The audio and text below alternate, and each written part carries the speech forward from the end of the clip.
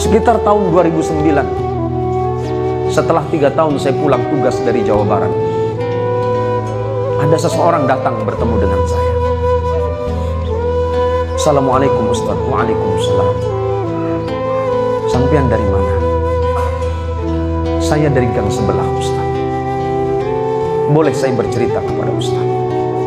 Boleh, silakan. Bagaimana hukumnya menyakiti hati orang tua? Saya jawab, Allah tidak akan ridho kepadamu. Sehebat apapun sujudmu kepada Allah, bahkan seandainya tempat sujudmu itu cekung karena sujud, tapi engkau masih menyakiti hati ibu, sujudmu menjadi sia-sia kepada Allah. Sehebat apapun amalmu, tapi engkau pernah menyakiti orang tuamu, baik dengan ucapanmu apalagi dengan tingkah, maka dipastikan Allah tidak akan ridho kepadamu. Terima kasih Ustaz. Saya hanya ingin bercerita kepada Ustaz. Beberapa hari yang lalu, di suatu pagi saya datang kepada ibu saya, karena memang rumahnya tidak jauh. Saya tidak punya uang waktu itu. Uang yang ada di saku saya hanya 22.000. Dan pagi itu saya bertanya kepada ibu saya, Umi pagi ini mau sarapan apa? Ibunya dengan lemah lembut menjawab, gak usah nak. Umi tahu kamu gak punya uang karena kamu belum punya pekerjaan. Tapi karena anak ini begitu mencintai ibunya, dia berkata lagi, uang saya banyak Umi. Uang saya banyak, tenang saja. Apa yang Umi pengen, sebut saja. Dan dia tahu bahwa uminya itu senangannya adalah makan sate. Maka walaupun dilarang oleh ibunya, dilarang oleh uminya, dia berangkat ke pasar. Dia ambil sepedanya. Dia tidak punya sepeda motor. Dia berangkat ke pasar dengan uang 22.000 di sakunya. Kemudian 20.000 dia belikan sate. Kemudian dia kembali ke rumahnya dengan tersenyum kepada ibunya. Umi, saya belikan makanan kesenangan Umi. Mudah-mudahan Umi suka. Dan tanpa disadari oleh anak ini, ibunya ini meneteskan air mata. Karena ibunya tahu bahwa anak ini nggak punya uang. Tapi karena ingin menghargai jeripaya anaknya, ibu ini mau. Dan setelah itu kemudian anak ini menyuapi ibunya. Dengan telaten dia menyuapi ibunya. Dan tanpa terasa ibunya kemudian berdoa kepada Allah, nak, semoga Allah memberikanmu rezeki yang lebih. Hati ibunya bahagia. Bahagia hati. Padahal di samping kebahagiaannya ibunya bersedih. Karena anaknya punya uang satu-satunya. Dan setelah selesai ibunya disuapin, kemudian pamitan kepada ibunya. Mi, saya pamit kalau kira-kira ada apa-apa. Nanti Umi kasih tahu saja. Nanti selepas sholat duha saya mau berangkat. Saya ada janjian dengan orang. Selepas sholat duha kemudian anak ini berangkat dengan uang hanya 2.000 di sakunya. 2.000 rupiah. Di tengah perjalanan dia hanya berharap kepada Allah, ya Allah, ampuni dosa ibuku, ampuni dosa ayahku. Ibuku yang melahirkan, membesarkanku dan merawatku dengan tanpa pamrih. Yang ketika aku sakit, ibuku tidak pernah tidur. Dan ibuku selalu berbohong kepadaku. Ya. Padahal perutnya lapar, tapi ibuku selalu mengatakan kenyang. Ketika ibuku tidak punya uang, dia selalu mengatakan dia punya uang. Selamatkan ibuku. Itu terus yang diucapkan dalam hati.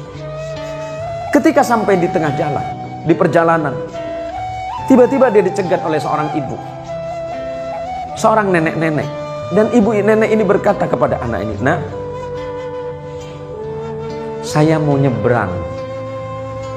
Si anak muda ini berpikir ibu ini akan menyeberang jalan. Rupanya ibu ini akan ke kota seberang. Dan pada waktu itu angkot atau angkutan umum atau oplet ongkosnya Rp2.000, dan itu hanya satu-satunya yang ada di sakunya.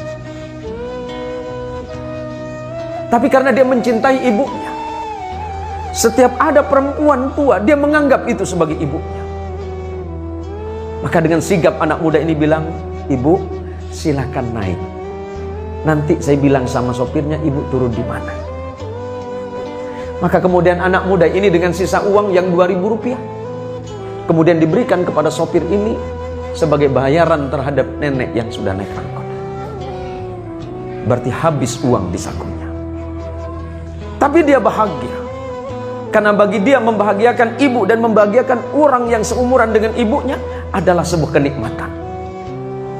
Dan kemudian tidak berapa lama Allah membalasnya.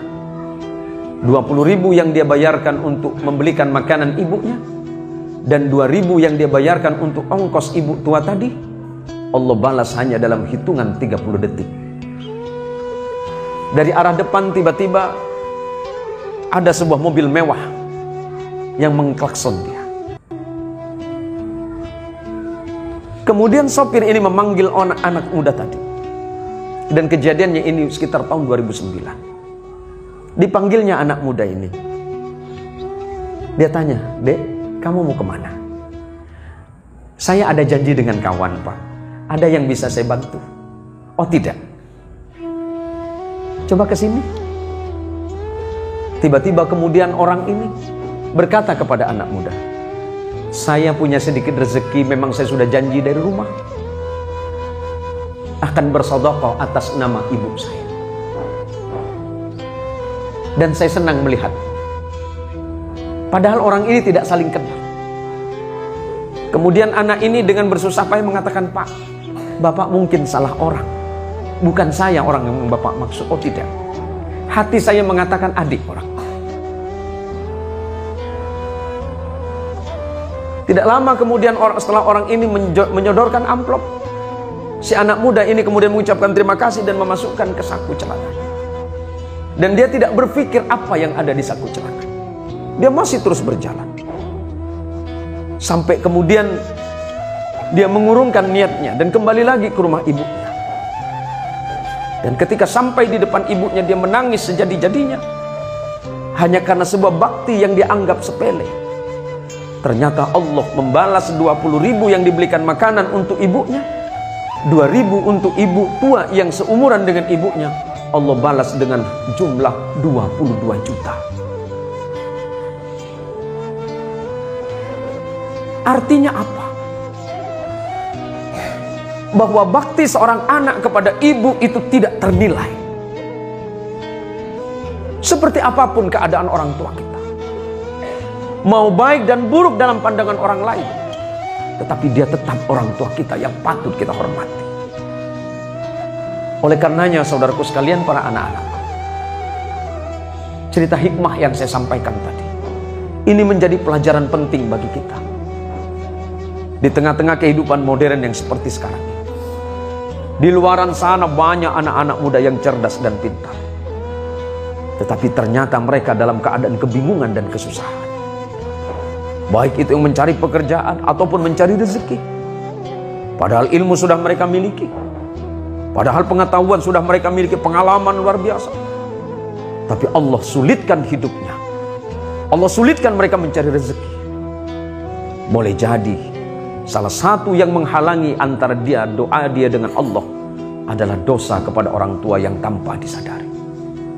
Maka sebagai bakti kita kepada orang tua, jaga akhlak kita, jaga ucapan kita kepada orang tua, jaga perbuatan kita kepada orang tua, karena ridallah fi ridal walidain wa suhtullah fi suhtil walidain. Ridha Allah tergantung kepada ridha orang tua, dan kemurkaan Allah tergantung kepada kemurkaan kedua orang tua. Semoga Allah Subhanahu wa taala menjadikan kita semuanya orang-orang yang salih, anak keturunan kita menjadi anak yang salih dan salihah, istri kita menjadi istri yang salihah, suaminya menjadi suami yang salih, dan santri-santri yang ada di depan kita ini kelak adalah orang-orang yang mampu mendoakan kita semuanya.